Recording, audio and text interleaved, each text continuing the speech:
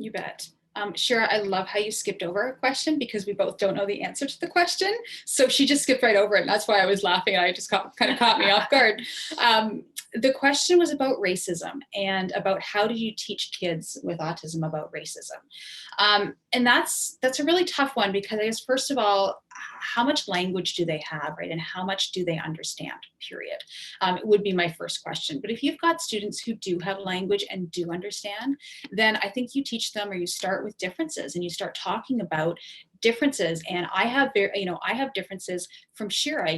My hair is this color, her hair is this color, I wear this, she wears that, my name is Shayna, her name is Shira. Those differences. And then you can start then going into other differences and then teaching that tolerance and delay, or not tolerance and delay, sorry, it's tolerance and acceptance. Where's my mind with Handley right now, right? Tolerance and acceptance. So, it's okay. Her hair might be this color, your hair is this color. That's okay. You guys still have these things in common. Oh, her skin color might be this, or her beliefs might be that. Not a huge deal because you also like Peppa Pig, and that's the grounding factor. So almost like those Venn diagrams, here's what's different, but here's what's the same. And that same is what makes you guys, amazing, period. And those differences are what makes you guys amazing too, but that's what brings you together and that's what you have in common.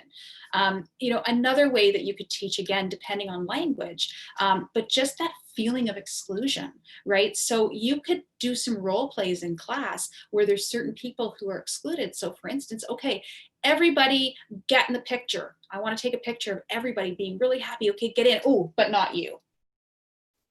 What do you mean not me? What? Okay, pause. Let's put the timer on pause, or let's put everything on pause. That feeling, see that feeling that you just experienced right now when I said, no, not you? That's the feeling of exclusion. And that's how it feels when you do X to Z, period.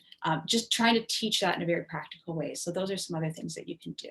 One of the exercises on perspective taking that I love is, and there's lots of exercises on perspective taking, and I think that could be a good road to go down where we can think different things about the same thing, and that's okay. It's all about perspective.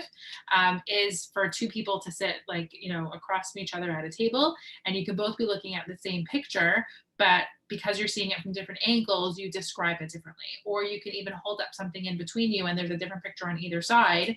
And then you take turns kind of saying like, I see a flower. And the other person is saying, well, I don't see a flower, I see a car. And, kind of discussing how it's your perspective of that item that's changing what you're seeing and how you're seeing it. That takes a little bit higher level of language and some other prerequisite skills. But if the student is ready for perspective taking, I think that would be a really good road to go down for that. Yeah, for sure.